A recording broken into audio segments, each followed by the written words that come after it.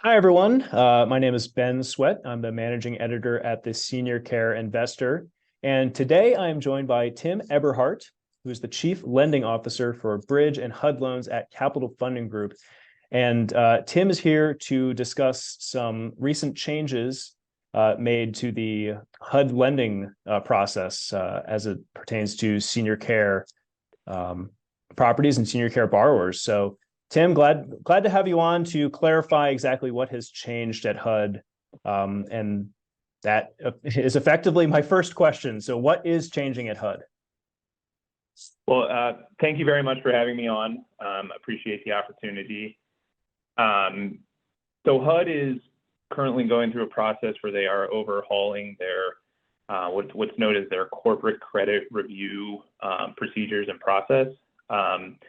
HUD, as a mortgage insurance program, is a one facility, one mortgage program. You have to submit an individual mortgage application for every underlying facility. However, they've always had, or for some time have had within the program, what's known as a portfolio review or a corporate credit review for a borrower or an operator that has a certain threshold of projects. And the industry is very happy that HUD is effectively using this opportunity to increase the thresholds for which borrowers and operators are required to go through the corporate credit review process, which is, a process in excess of the underlying mortgage applications. And what goes on during a corporate credit review process? Sure. So a typical HUD application is a review that's predominantly focused on the underlying facility that is being submitted for mortgage application. A corporate credit review looks at the enterprise of the principals or the borrowers and the operators that own that facility or own the portfolio of facilities that are going to be submitted. So in addition to looking at the financials of the portfolio that is going to HUD, it's a broader perspective on that borrower's previous participation with HUD, how those assets are performing, assets that the borrower owns that are outside of the scope of what is going to HUD, and really just more of a corporate view of the health of that borrower's company or enterprise, as opposed to just taking a look at the application or applications that are being submitted to HUD. And historically, the threshold for when you were required to go through that process was if one borrower or one operator submitted more than 90 million within an 18-month period. And so there's two main changes that are going into effect. The first is that sort of rolling 18-month window is going away, which we do agree makes logical sense in that, HUD is an insurance program at the end of the day. And so it makes sense for them to look at risk as a percentage of their total unpaid principal balance of their portfolio, as opposed to just applications that have been submitted more recently. And then the second piece is that the percentage of exposure that you can have with HUD has gone up to new thresholds before you're required to go through this process. And how long can this review process take? It depends on how complicated the corporate structure of the company or enterprise that's being submitted is.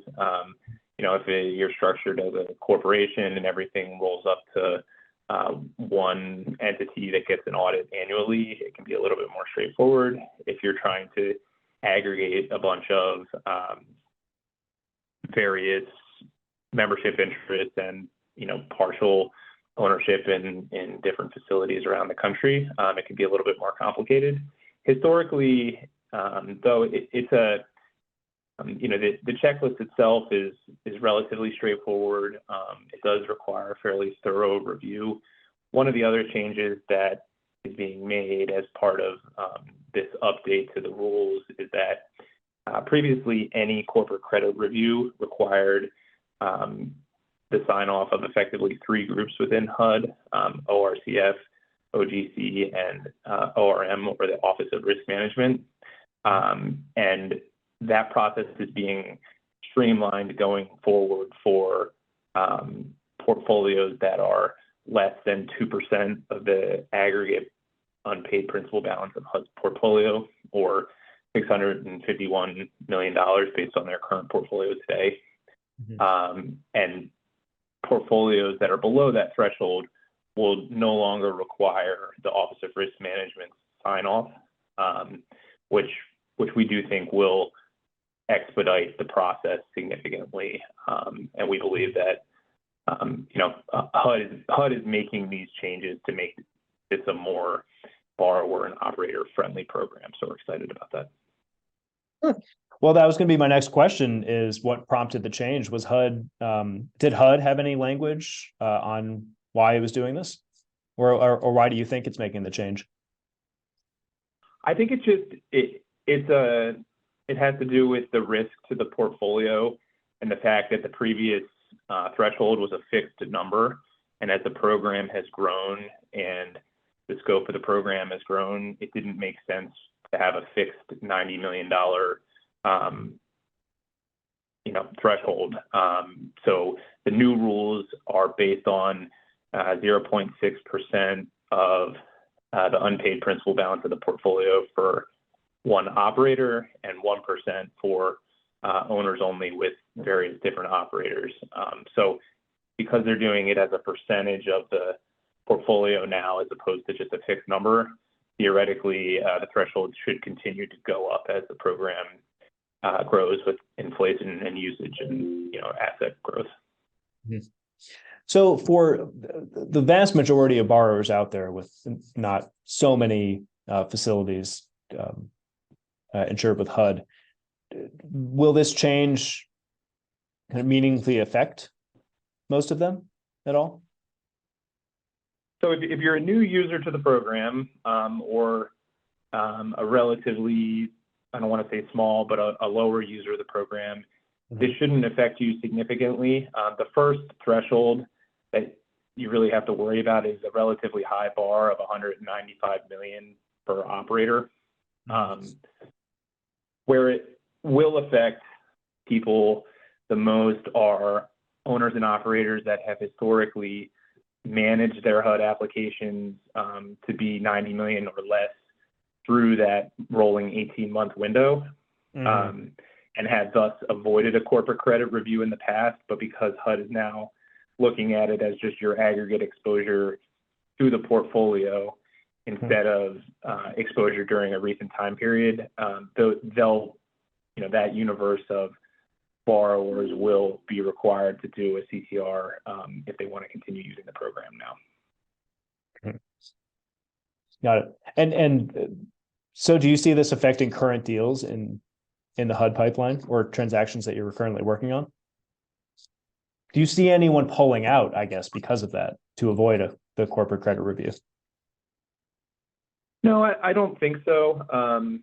I think one of the benefits of making it as a percentage of the total portfolio, as opposed to there being a time period constraint, is that it kind of eliminates the ability for a borrower or operator to sort of manage that window. And if you want to be a user of the program, which we continue to believe that the 232 program is the best source of financing available for senior housing and skilled nursing for long-term owners.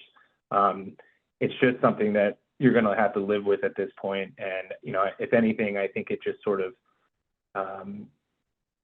brings people to the table to just kind of go ahead and get through it and not have the ability to kick the can down the road. I don't, I think there would be some kind of pain points over the next year as certain owners and operators that have high balances historically go through that process. But over the long term, we think it's a good thing.